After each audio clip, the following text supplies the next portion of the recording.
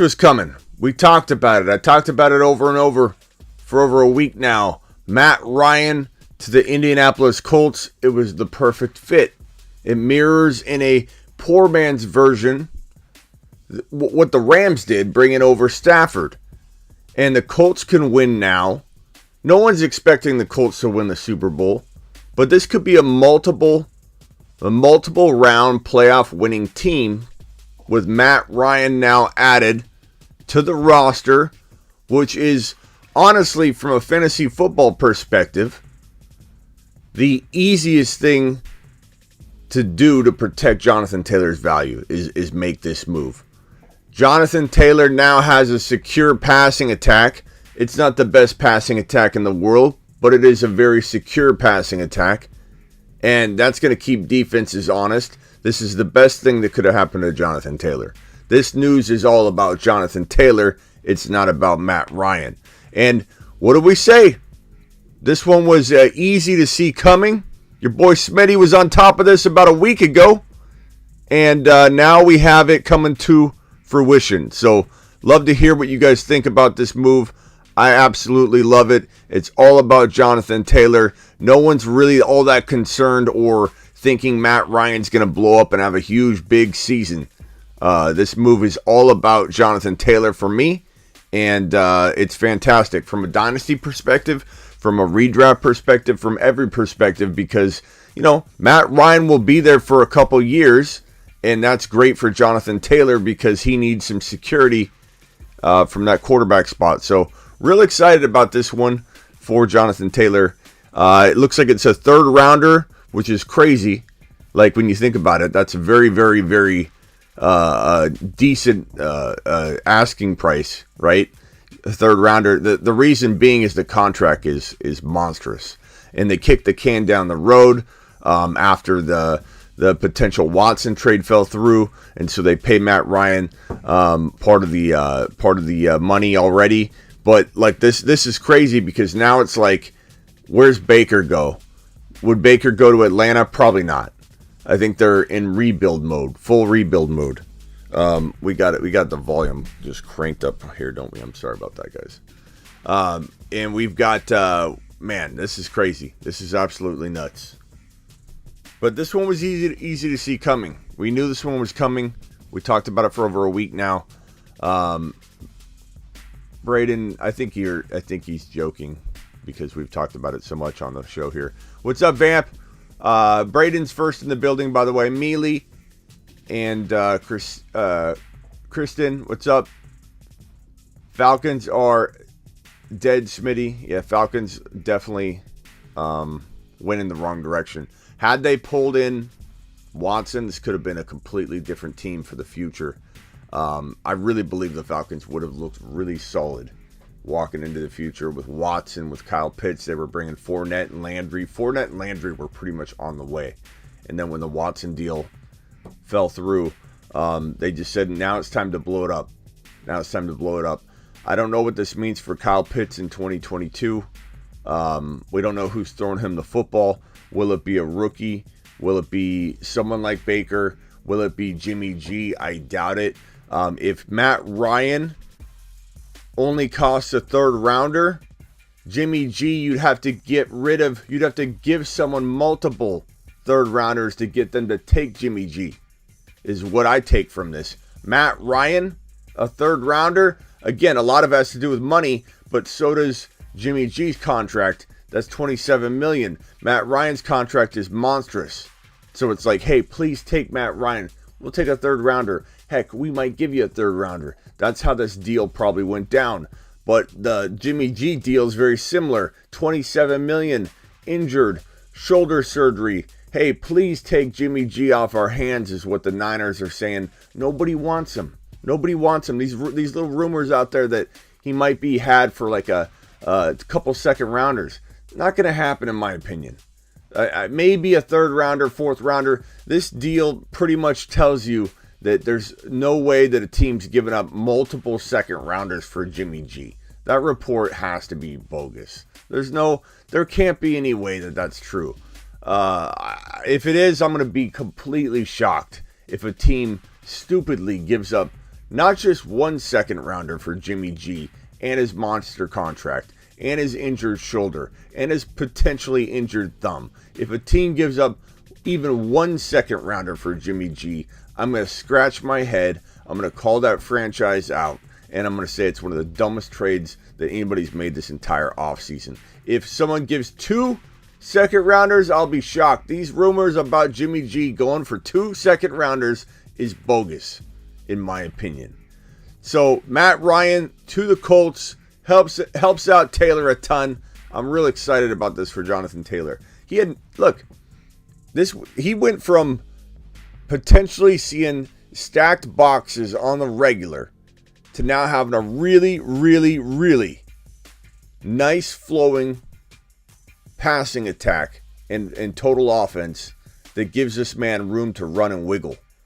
So I'm excited. Jonathan Taylor maybe just went from being in the red zone in goal line situations on a much lower scale to now living in the red zone, being the focal point, ripping off about 15 touchdowns minimum in 2022. This is huge. People I don't think, understand how important it was for the Colts to make this exact deal.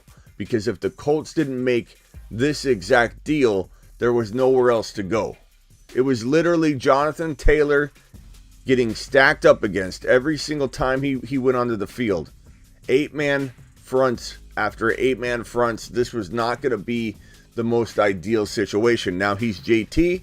We would have taken him 1.1, but there was some strong consideration on my part to talk about how this guy might share the 1.1 in hindsight if he didn't get a quarterback. He might, in hindsight, not be the locked-in 1.1 that we all thought if he didn't have this quarterback situation improved.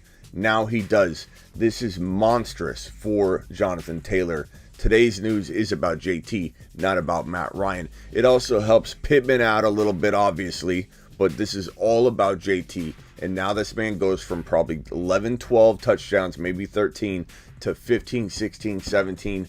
Sky's the limit.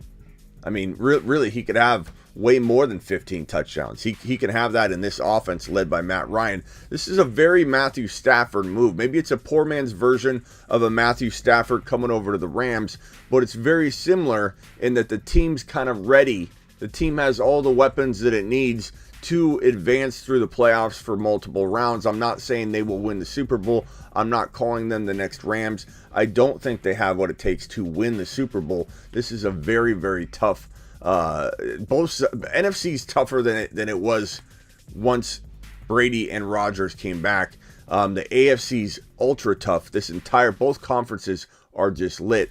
To win a Super Bowl, it's gonna be one of the 4 or maybe 5 AFC teams.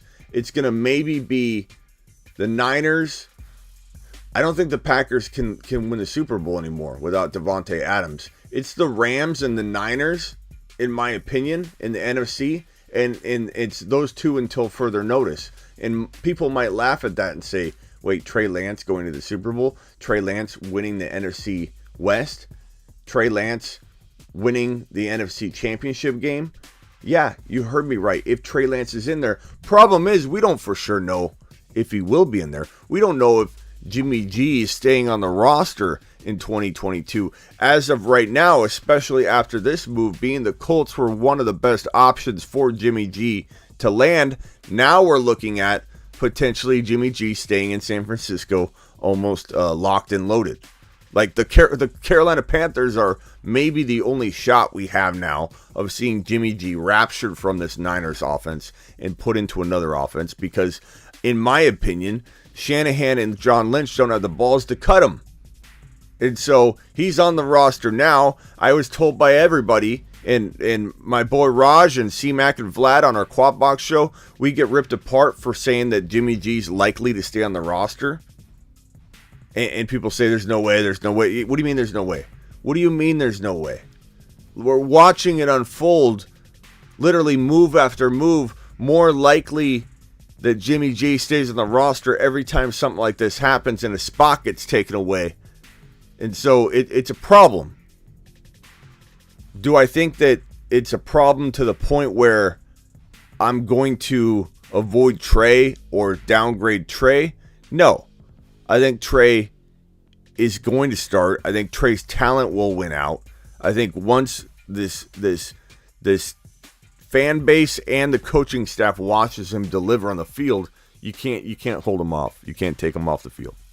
But I guess what I worry about most is that there's an injury to Trey during the preseason and Jimmy gets a lot of run with the ones, and then when week 1 comes around and they're both ready to go and Trey's back, it's like, what does Shanahan do?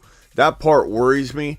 That's where the risk probably lies if you ask me. But I certainly think that Trey Lance isn't going to get downgraded in my mind because I'm banking on the talent winning out. But there's more risk with Jimmy on the roster.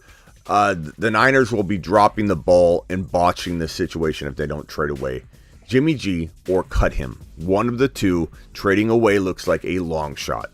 So it's hilarious that people think that we are so wrong on the quad box when we talk about Jimmy G staying. We literally have gotten pushback after pushback. People telling us we're crazy. People telling us it won't happen. Jimmy G, every minute that these things unravel this way, every move that's made, it proves that Jimmy G is this much closer to staying on the roster, which is a botched attempt to trade him. It's a move that's awful for the organization and for Trey Lance's development. And honestly, heads should roll. Like, so Lynch, something's wrong with Lynch in terms of the situation. He doesn't see straight. He isn't stepping up and doing what needs to be done. And honestly, I feel like Lynch is the problem. You know, Shanahan's part of the problem too. We know that Shanahan's not going to get fired though, but Lynch needs to do something, or he needs to step aside, and a GM needs to walk in there into that spot that knows how to make decisions and knows how to force things through when maybe Shanahan's stutter stepping and dragging his feet. Look, Shanahan's to blame. I get that. Shanahan also is to blame for losing that Super Bowl because he gave Debo the football one time in the second half. Okay, so Shanahan's got his own part of the blame. I get that, but when you're a GM, you need to really take control of everything that's below you. And if Lynch doesn't have the power to do it or the will to make this Trey Lance elevation and Jimmy G departure happen, somebody else needs to come in and step up. Back to the Matt Ryan to the Colts situation. Again, this is a celebration of Jonathan Taylor's touchdown and fantasy value. His touchdown potential back on the map of the 15 to 20 range versus maybe getting dumbed down to about 10, 11, 12. Because if the Colts didn't have Matt Ryan, which was the only play, Jonathan Taylor would not live in the red zone or live near the goal line. Now he is. This is a fantastic move. This locks JT into the 1.1 even more than before. I'll be honest, he was wavering a little bit for me at that 1.1 only because he didn't have a quarterback, but we knew this was going to happen. Your boy Smitty has been telling you this move is going to happen eventually. Matt Ryan, despite the Watson deal falling through, one of the first things I said was that don't be surprised if the Colts are still fast after trying to get Matt Ryan, because this is the only move left. It is the closest thing. It's a poor man's version of it, but the closest thing to the Rams pulling in Matt Stafford to finally complete the offense and take that big step forward. So this is exactly what needed to happen. This is exactly what I said would happen, and Matt Ryan is going to take this team into the playoffs. Matt Ryan could lead this team into a multiple wins inside the playoffs. They're not a Super Bowl winning team, I will say that, but this is a very good team now. This is a very good team that defenses are going to be hard. It's going to be hard for defenses to contain JT because now you have more to worry about. Michael Pittman value goes up significantly. This is a good team. This is a really good team. They're not an amazing elite team. They are a very good team. So, Matt Ryan. Yep. Comments here from Ski. Dang, dude, Matt Ryan going into a way better situation. Absolutely. We're going to see how good Matt Ryan really is, because same thing with Stafford. Like, people have foggy memories. Stafford was not thought to be what he's thought to be right now. People thought maybe, similar to Matt Ryan, maybe he'll be even better than we really think because the situation kind of blew. But now Matt Ryan goes into a really good situation, but he's going to be more effective than he is like blowing up fantasy-wise. He's going to be a great field general and efficient in moving the football down the field. He could score a lot higher from a fantasy perspective than even I'm imagining. Like, it could happen. But I'm still not ranking him like ultra high. Like, he's borderline top 10. He's not breaching the top 10. But he could be a guy that could easily finish in the top 10. And in hindsight, you're like, wow, that was a great year for Matt Ryan. But I'm still not going to draft him in the top 10 the next year. Like, that's the kind of season he could have. In the top 10, like, let's say he finishes 8 or 9. And you're shocked about it. But you're still not going to draft him there the next year because you're like, okay, it was one season. Plus, he's getting older. But the bottom line is, what I'm trying to say is Matt Stafford had a very similar feel. No one was drafting Matt Stafford in the 6 to 7 range in fantasy football because he moved over to the Rams. People were excited about him. It was a great move for the team, and he played absolutely phenomenal. He won a Super Bowl. So Matt Ryan, I think, is very, very similar in that he's got this talent that hasn't really shined through.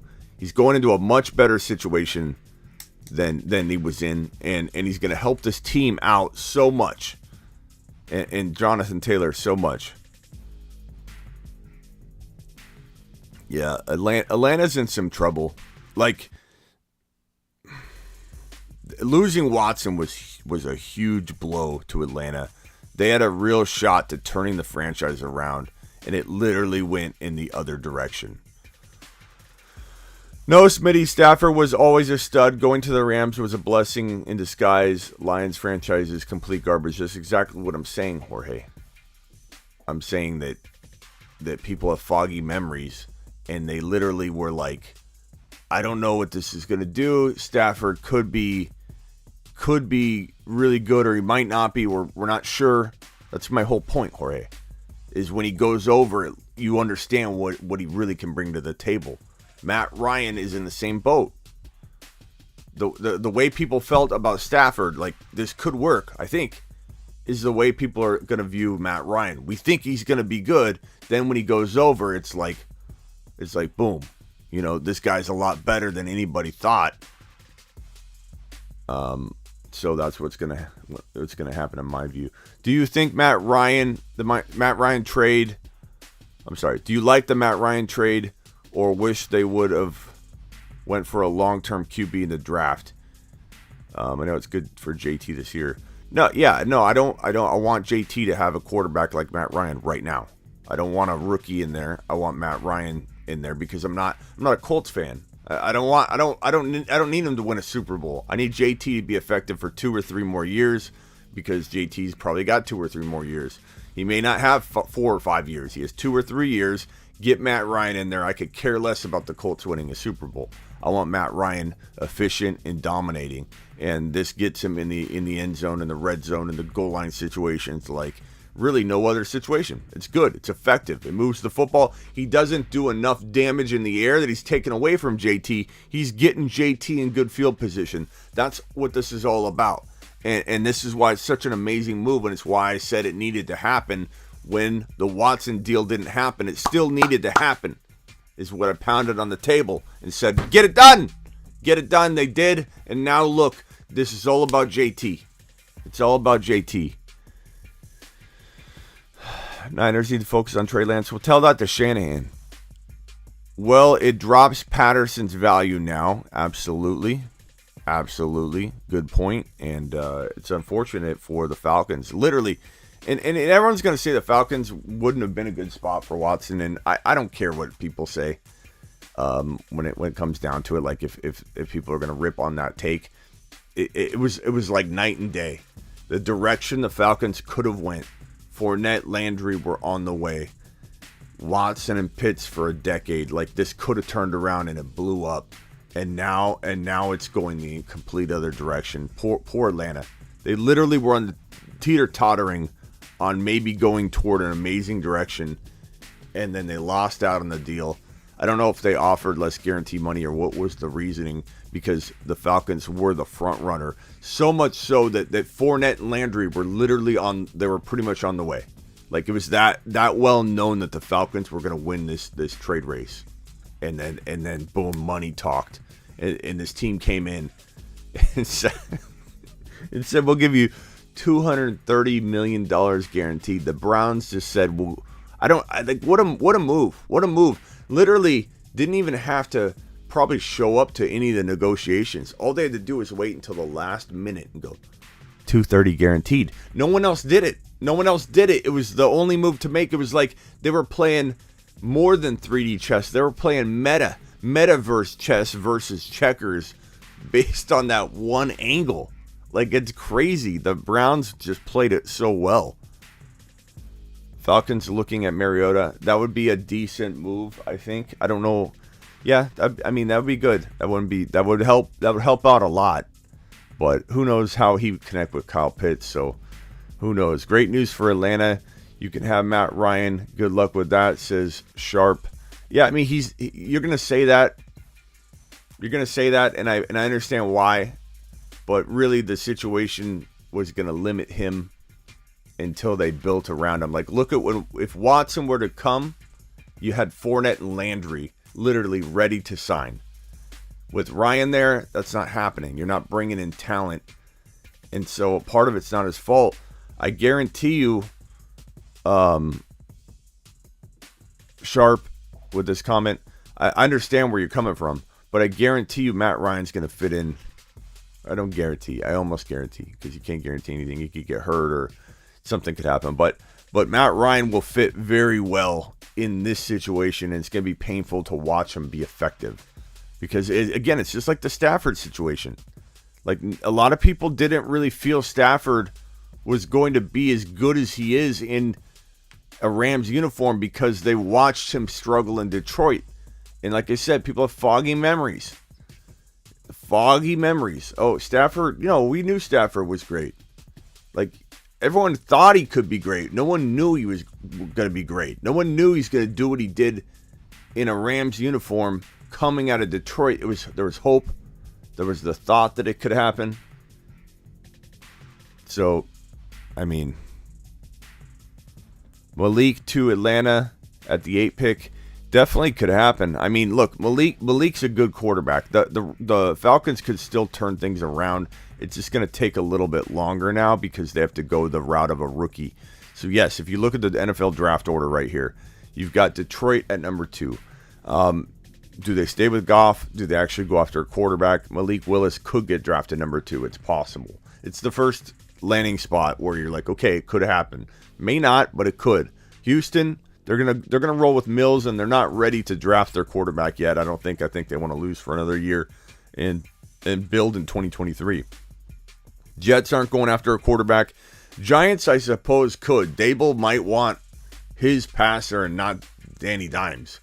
So don't be surprised if the Giants throw you for a loop or trade down or something. Carolina, they're the first team on this list that has a shot at Malik Willis. I think they take it. I think if anybody wants Malik Willis, they got to trade up. So Carolina is the first real player for Malik Willis drafting. I think they're the biggest potential landing spot for Malik Willis as it stands in the current draft order right now.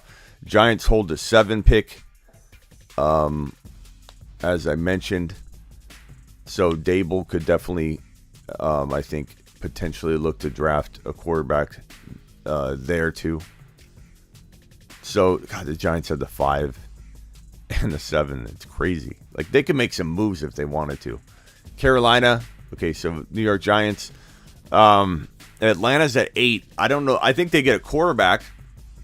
But will they get the right quarterback? Will they get Willis? I don't know. Willis is the only quarterback, in my opinion, in this draft class that has the upside to be a really good top 10 quarterback. He's raw, so he's not a lock by any means. So understand when I say he has the potential, if he's crafted right, if he's utilized right, if he's brought along correctly, if he's coached properly, like he literally could fall apart. He's raw. He's really raw. So it's going to take the right kind of coaching, like Dable. Dable would probably turn him into a really good quarterback. That's why I think the Giants at 5 are not out of the question for Malik Willis. But I think Atlanta's going to be hard pressed to get Willis at 8. I truly believe that, and they'll probably take the wrong quarterback. It's just the way that Atlanta's going right now.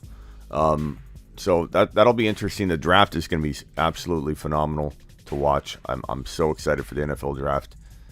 That's approaching next. But JT, stock up, people. JT, stock up. Subscribe if you're new. Hit the thumbs up button if you haven't already. File in here. Let's talk about this Matt Ryan stuff. Let's talk about what it does for Kyle Pitts. I mean, if he has a rookie quarterback throwing on the football in a best case scenario, I don't think they go after Baker. It's entirely possible, but I think that this move proves they want to rebuild. Bringing Baker in doesn't support that idea. So Baker's probably not going to Atlanta. Anything's possible, but he's probably not going to Atlanta. Baker may end up in Seattle if I had to pick a landing spot.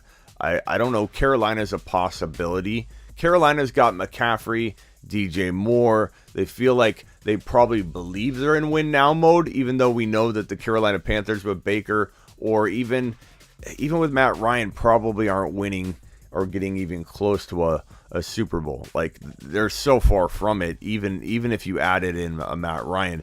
But every team thinks they have a better shot than they really do.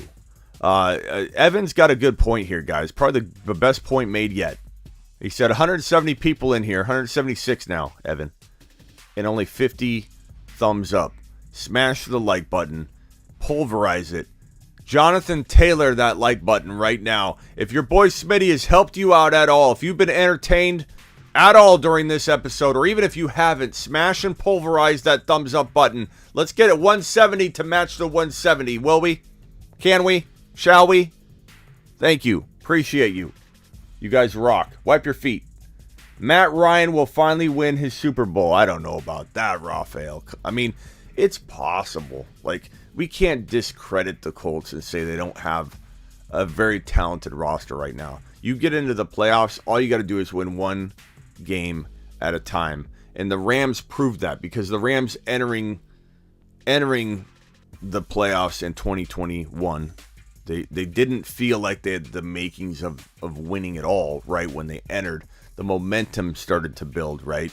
But they definitely didn't feel like they were the Super Bowl contending team that we'd be talking about them as the champions. They just didn't. Like, you can say that you thought that, but you're either a Rams fan and you believe that no matter what, whether it's true or not, and you just ended up being right, or you're being objective and you're saying, okay, yeah, I didn't think the Rams would win at all. So, like, the Colts could make the playoffs, and then it's one game at a time. So, possible, Raphael. I'm not going to send you on a lap for that comment, but do I think they're going to get past all of these good teams that feel more stacked than ever? It feels like almost like the NBA, where there's super teams being built right now. The AFC has like 4 or 5 super teams. The NFC has about 2 or 3 potential super teams, and the Niners and the Rams are the 2 potential super teams. The Green Bay Packers were partial super team until Davante Adams departed. Now the Green Bay Packers, they can't possibly win a Super Bowl unless they make a really big trade, or they bring in like a Treylon Burks, the number 1 rookie wide receiver in my opinion. They bring in a Treylon Burks, and then he has a Justin Jefferson or Jamar Chase type rookie year, which you could say is impossible. I get that would be your natural reaction to that statement, but think about who's throwing him the football. Think about what Aaron Rodgers did for Adams. Like, if anybody thinks that Davante Adams was going to turn into the player he is today, who he is, compartmentalized. This kid is the number 1 wide receiver talent potentially in the NFL. Even when he leaves, he has that skill set. He won't produce that in a Raiders uniform, I don't think. Anything's possible, but I think he does drop out of the top 5, like he's around 5, 6, 7 in 2022. But that could be wrong. He could be top 4 or 3 or 2. It could happen. But Adams, skill-wise, is a top 1 to 3 wide receiver in the NFL in terms of talent. And he leaves Green Bay that way. He doesn't lose that skill or talent. He's just going to a lesser volume-based situation, right?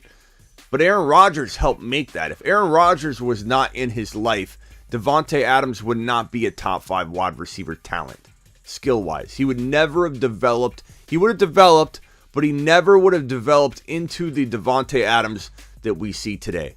Aaron Rodgers has an effect on making wide receivers and turning them into stud players. He just has done it time and time and time again. So if a guy like Treylon Burks landed in Green Bay, who knows what he would turn that kid into right away. He really could force feed him.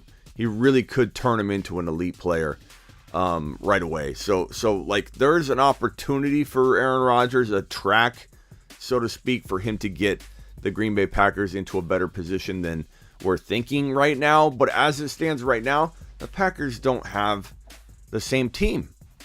And if they couldn't win last year with Davante Adams, what makes anyone think they can win this year with a lesser wide receiver to force feed? So I don't think the Packers are going to be a super team at all this year. It's the Rams and the Niners in the NFC. In the AFC, you have the Chiefs, you have the Chargers, you have the Bengals. I think the Chargers are going to potentially win the Super Bowl. I really do. I think the Chargers could potentially win the Super Bowl. I think Justin Herbert will win the MVP if I had to guess. I think this AFC is just so stacked. I mean, and the Broncos are now in the mix. If anybody thinks the Broncos can't win the Super Bowl, if anybody thinks the Broncos can't win the AFC Championship, they're out of their minds. They can. Will they? Tough to say. But can they win the Super Bowl and of course the AFC Championship? Absolutely. I mean, Javonte Williams could arguably be the number 1 running back in fantasy football 2022.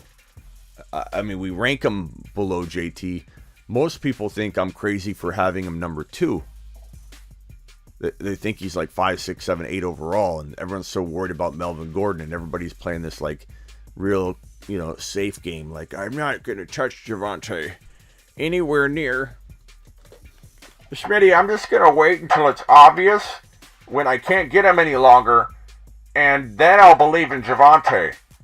Whereas right now, you could draft him at 5 or 6 and get the number 2 overall player. But I'm going to wait until it's obvious so everybody else is on board at the same time. That's how I feel people are approaching this because of Melvin Gordon. I get Melvin Gordon vultured, guys. But he's a year older. He's an injury-prone player. And the Broncos had nothing to play for last year, so they held back running Javonte on the field constantly, which was a smart move. A move that, yes, it makes me cringe to say it from a fantasy perspective, but I would have done the same thing. I would not have run Javonte into the ground for a nothing year, for a year that meant nothing. So Javonte Williams to the moon no matter what. Melvin Gordon's not going to rain on his parade. And honestly, if they kept Melvin Gordon, who's a year older, very injury prone, in it could be a blessing in disguise, because what if the wrong running back that's very talented falls to a pick where the Broncos lose Melvin and they draft another rookie late that falls, that shouldn't fall. Like, that's a fresher, younger type of player. So I'm not worried about Melvin Gordon. I'd rather just take advantage of the people sleeping at the wheel willingly right now. Willingly sleeping at the wheel because they're worried about Melvin Gordon. When Melvin Gordon's officially out of the picture or injured, then watch everybody say, oh my God, Javonte's the number 2 overall player. It's going to happen. Okay, I'm telling you now it's going to happen. So you can either be ahead of the curve, you can either be on top of this thing from a best ball perspective right now, drafting Javonte as late as you can over and over and over in best ball drafts, or you could wait until he climbs to number 2 and then draft him at number 2 like everybody else. And had Matt Ryan not got traded to the Indianapolis Colts, you would have had Javonte Williams having cups of coffee with the 1.1 on the regular, maybe not getting a full half a share of the 1.1 ADP, but I guarantee you that if Matt Ryan did not land in Indy, you would eventually start seeing Javonte grab little pieces of that 1.1 ADP. Again, he wouldn't consume an entire half of it. JT would have still held a big share, a lion's share of the 1.1. But mark my words, this kid Javonte is going to be so highly sought after once people realize he's getting, I don't know why they don't now, but getting all the work that he's gonna climb. He's gonna climb quick, and he would have climbed to partially into that 1.1. But now he's the 1.2 in my mind, pretty clear as day. JT getting Ryan's fantastic news for JT.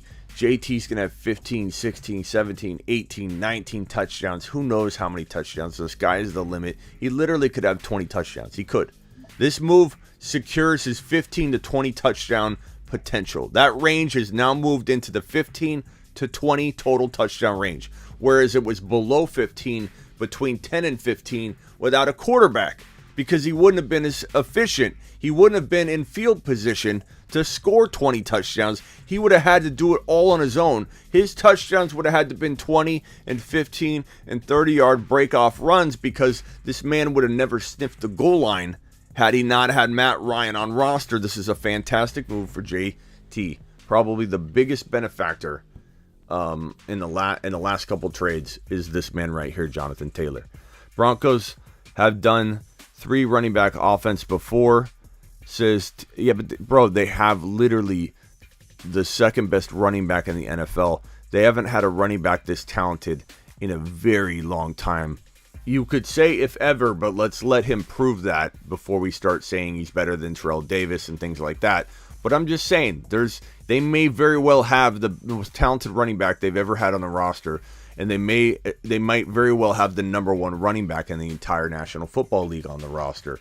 I know Jonathan Taylor holds that title right now, and deservedly so, but let's talk about a guy in Javonte who could pull in 80 to 90 receptions in 2022. What do you have, 70 last year? What did Javonte have? Let me pull up Javonte's game log here. I believe he had before I spout it out and am wrong, let me pull up his game log and screenshot this bad boy. 43. He could have 70 or 75 receptions as a sophomore. He was on pace for 70 is what I meant to say. Here we go. Per start, if this guy would have started, it would have been 70 or 80 receptions his pace. But here's a stat from as a rookie in a halftime role. Javonte Williams, 900 yards rushing, 4.4 a pop, 4 TDs, 43 receptions as a rookie, barely being used, 3 TDs, number 1 in the NFL in broken tackles. This man's going to pull in 70, 80 receptions potentially in 2022. He really could. He could pull in 70 to 80 receptions as a sophomore. And I know some people say that Russell Wilson doesn't throw as much to his. How do you know? He's never had a running back like this. It's going to be absolutely insane. JT, Najee, Javonte are Lions top 3. I think that's going to be the consensus. Most people are going to have that.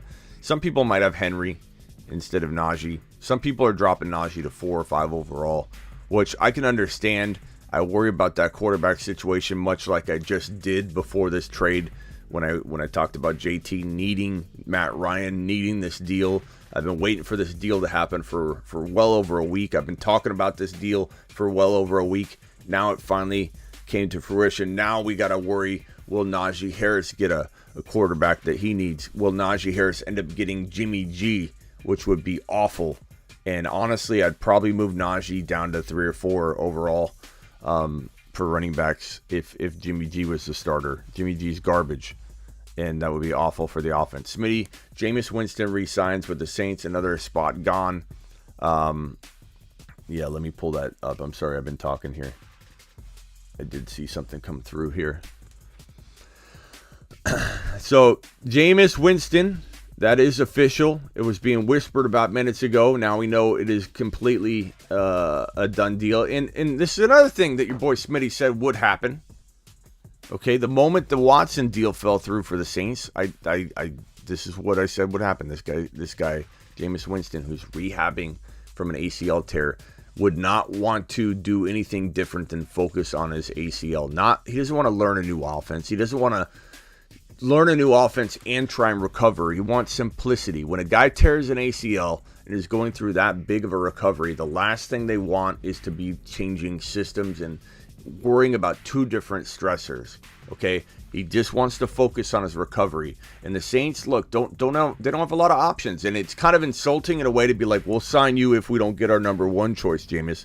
But Jameis doesn't care because he's still in a mode where he's trying to prove everybody wrong anyway. He's used to it. It doesn't offend him. He's more concerned about put me in an environment where I know the playbook, I know the system, and let me just focus on one thing, my recovery. Then when I get my recovery on point, I can walk right into a system I already know. It's going to be easier. It's cleaner. And so this was an obvious thing that we've been saying is going to happen, and it did.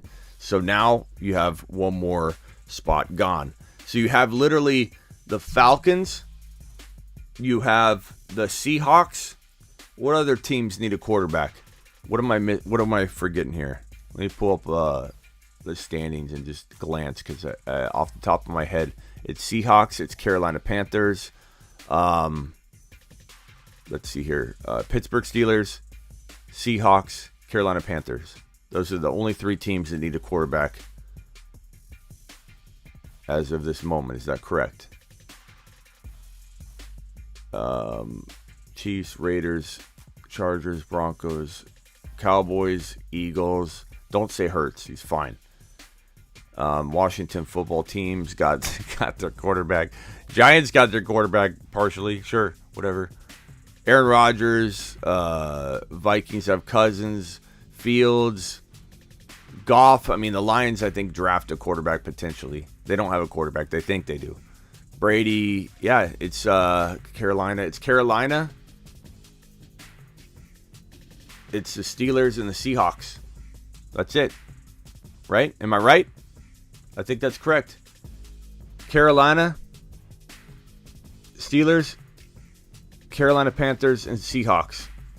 Detroit have Goff, Kenny, but I agree with you. They need a quarterback, but they don't need a quarterback. Like, in terms of, like, who's desperate enough to get Jimmy G? The Lions aren't going after Jimmy G. Who's desperate enough to go after Jimmy G? The Steelers, the Seahawks, and the Carolina Panthers are the only teams left. Seahawks, Carolina Panthers, and Steelers. That's it. That's it. And guess what? What I said all along is coming true.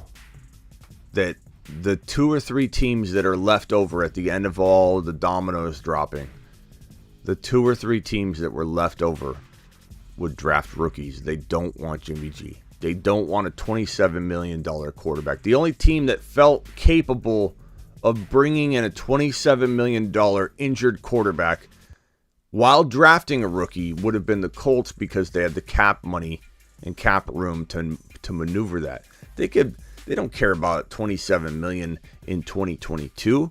They could have ate that up pretty easily. So the Colts were the best shot because they had the cap space to take a very low-risk gamble for them for 1 year. They weren't using the money. Like, they could have easily brought in Jimmy and drafted a rookie. That's out the window with Matt Ryan in Indy. So Jimmy G's either getting cut or he's staying on the roster. And unfortunately, I feel like he's staying on the roster.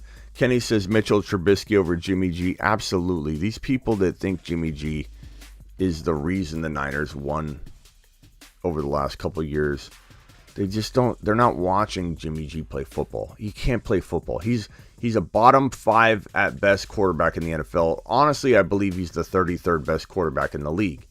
I could find, and we just found replacements for all these spots. There are 3 teams that need a quarterback. 3 teams.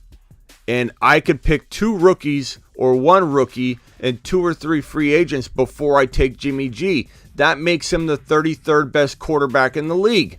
And everybody's ripping on that stance like, Smitty, that's ridiculous. What do you mean it's ridiculous? He's literally not going to be starting in the NFL. That makes him the 33rd quarterback in the NFL according to the NFL. And even if a team takes a stab at him, I'm not putting him in my top 32. So, like, it's so funny how these things unravel. Where are the people saying that it's ridiculous to call Jimmy G the 33rd best quarterback in the NFL when he literally is about to be the 33rd quarterback in the NFL? Because the three teams needing a quarterback don't appear to be totally interested in him. All it takes is one, but Jimmy G is currently on his way to being the 33rd quarterback in the NFL at best. Maybe he's not even the 33rd. Julio to Indianapolis.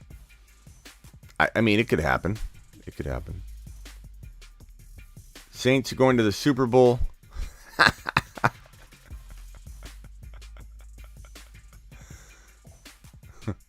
Sorry.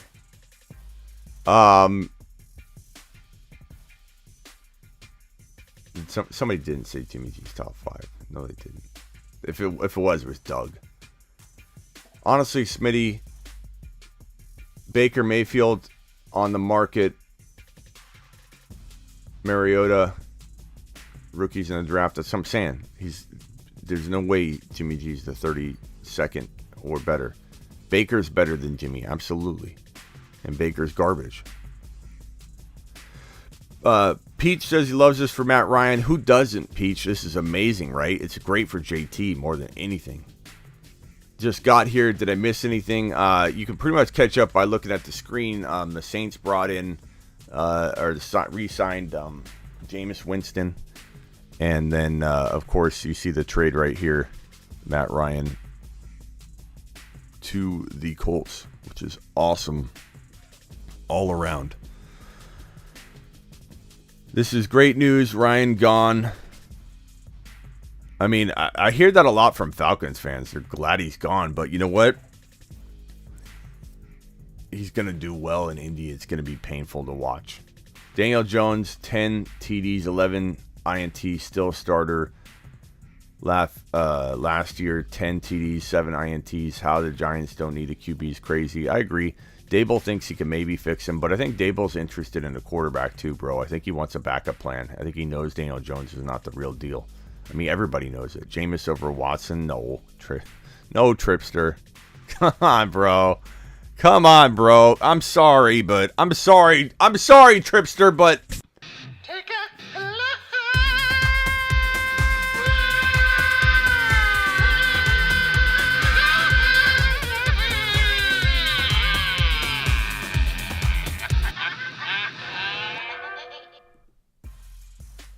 No, broski.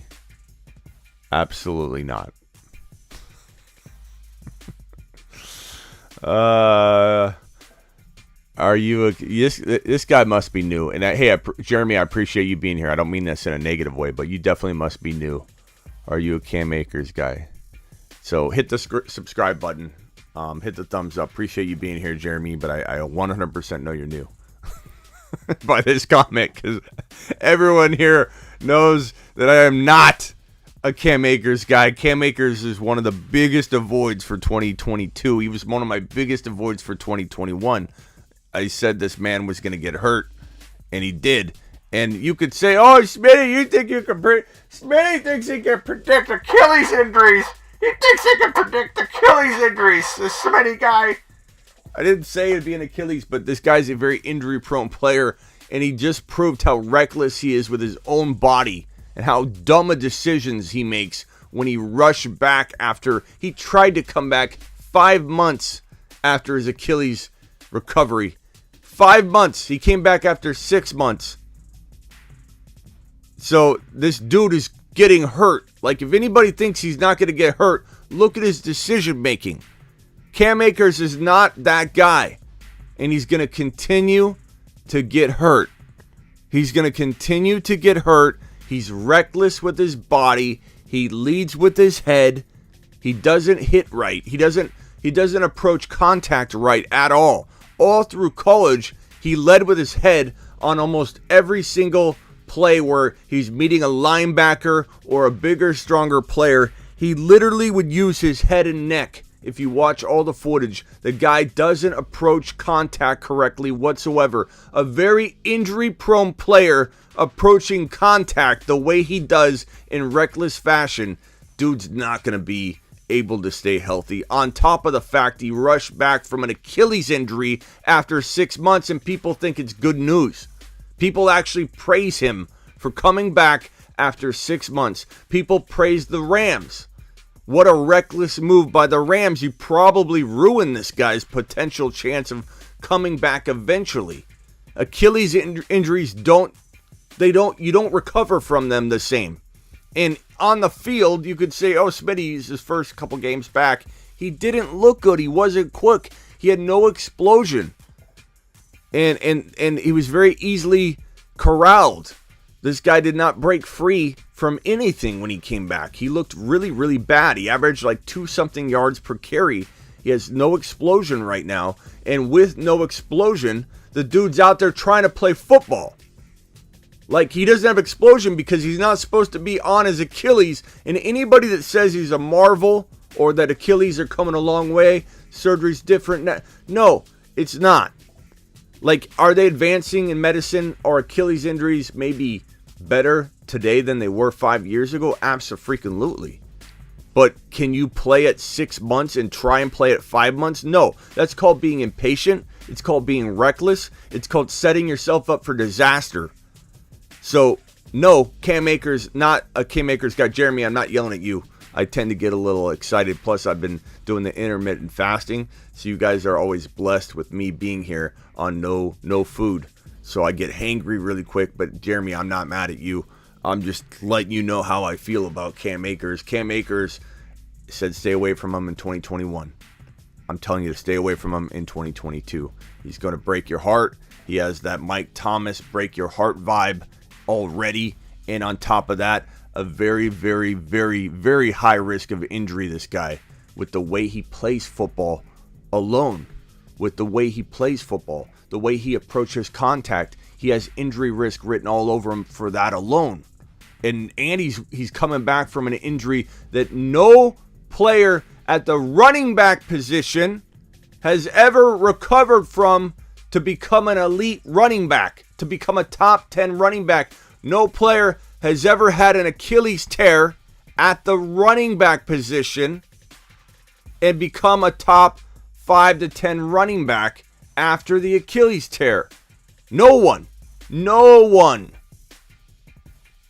It's different playing on a basketball court or as a defensive back or in a different position, a receiver.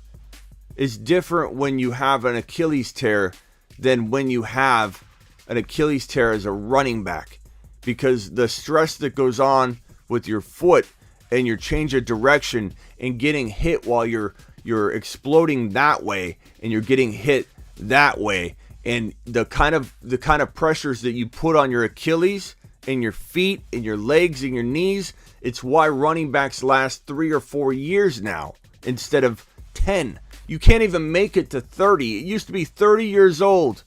30 years old, you decline as a running back. Now you barely make it out at 26 years old. And running backs don't even really see a second big contract half the time because they're pretty much at the end of their fantasy football elite lifespan. And fantasy football doesn't necessarily equate to NFL directly, but it gives you an idea where their production level is. And if you can't be an elite fantasy football running back on your second contract, maybe 1 or 2 years of it, then teams feel that way about the extension, about giving a guy a second contract. This is why running backs get screwed. They get screwed. They're the one position that I feel gets completely screwed. There's no protection for these guys to get a big deal or a big contract. It's a shame. It's a real shame. And I think that running backs should probably get more in the draft because it's the only way you can balance the scale. These guys get screwed. You watch a tight end get $30 million. You watch Mike Williams get $60 million on 3 years. And a guy like Dalvin Cook, you know, who is very injury prone. I'm gonna admit that, and I'm worried about Dalvin Cook. But like, what would he get if he was signing an extension right now or if he was going to a new team. Not as much as Mike Williams. Like, it's crazy that running backs get 20, 30 million and wide receivers and tight ends explode past that aren't even that good. You know, I'm not saying Mike Williams isn't good, but he doesn't deserve 60 million. Like, this guy hasn't proven anything over a long period of time. Running backs get screwed. And it's because they endure a lot. They get hurt. Their shelf life is small. It's understandable from a business perspective why they get screwed on the financial side. It totally makes sense. But my point being with Cam Akers is this man is being run into the ground early on in his career by a reckless decision by the Rams to put him out there. 6 months recovered from an Achilles tear that no running back has ever played elite football for even a significant amount of time after an Achilles tear. The best example we have of a player recovering from a successful Achilles surgery and becoming relatively explosive and looking good is Deonta Foreman. And how many years did it take him? Years. He came back, got hurt again. Your likelihood of injuring a lower, having some sort of lower body injury coming off an Achilles tear is astronomically high. What do you think that number is, that probability of lower leg injury coming off an Achilles tear? What do you think the probability is when you rush back at 6 months and played on it? That's like driving on your road, like your brake pads are worn down and you have no more brake pads at all. And then you go out there and you start braking. Do you think your rotors aren't going to bust? You think your rotors aren't going to be completely destroyed? Why this man's going out and playing when he's not prepared or ready? Yeah, Christian Kirk's contract too is even worse. Good point, Prime. Christian Kirk can get 84 million. Now, granted, there's some void years. There's like 37 million guaranteed for 2 years. So Christian Kirk's contract is a little bit of a paper tiger. But like 37 million guaranteed for 2 years, $84 million potentially. Like, a running back doesn't sniff that kind of money. Christian Kirk. I like Christian Kirk. I'm in Arizona. I liked him. I wanted to retain him, but I thought maybe we could retain him for 12 mil. I didn't think we'd have to pay 84. No wonder we lost him. Yeah, Christian Kirk's contract is garbage. It's garbage. Former MVP Matty Ice went for a third. Jimmy's getting cut for sure. Sacktown, you're giving the Niners a lot of credit, assuming they're going to cut him. If Ryan costs a third, you've got to give up 2/3 in order. You have to give up 2 third-rounders to get someone to take Jimmy G off your roster. If Matt Ryan's a third, Jimmy G's a negative third. And you're giving the Niners too much credit, they're probably going to keep this man and create controversy and turmoil and a toxic environment in the locker room. Am I worried about Trey? I've seen that comment a couple times. I'm not worried about Trey in the end, but do I want this to be the case? No. Do I want Trey to have a smoother process? Yes. Do I want him to have to be looking over his shoulder? No. Can he handle it? Yeah. But I don't want it. I want him to have a smoother development than that. Glad my Pat signed big boy 2 years. Rams were desperate, and these young players aren't smart themselves, so they took big advantage of Akers. Yeah, but at what cost? Like, what if you say that, and I'm not disagreeing with you or agreeing with you, but if the Rams decided to take advantage of him and they weren't just saying, wait, he wants to play, we believe maybe he's ready. Like, and I think you're right, they took advantage of him. But at what cost? He didn't do anything. He didn't help them at all. And if you're the coaching staff and you're like, okay, Akers could be putting his whole career in jeopardy right here. And just because he escaped injury doesn't mean he didn't escape damage. Playing on a torn Achilles that is recovering, and there's no way at all that Akers was even remotely close to 100%. No way whatsoever Akers was even close to 100% recovered from his Achilles tear. No way. I'm sorry. No way. It takes you 9 months to a year. There's zero chance he was fully recovered. And he escaped injury, we think, but that doesn't mean it didn't cause damage. It doesn't mean he didn't set himself up to the point where he's now only going to get so much progress with that Achilles because he went out and did things too quick. He went out and did things way too quick. He didn't look explosive. He was corralled up really quick every time he ran the football. He was not elusive, and I get it. It was his first couple games back, but more of a reason as to why he shouldn't have been on the field. And if anybody thinks he escaped injury, we will find out. Because the thing people don't understand about an Achilles is that it's all about explosion. You tear that thing when you're on the basketball court or on the football field. You don't tear it when you're walking. You don't tear it when you're in rehab doing high knees. You don't tear it when you're on the field doing small little drills. You tear it when you're exploding 100% on a cut. You're in game mode, going 100 to 110%. You're cutting and you're exploding as hard as you can. You're not at practice doing things that you can't prepare for an Achilles impact or the kind of explosion and misdirection. Think about it. Your torn Achilles, that's on the back of your heel.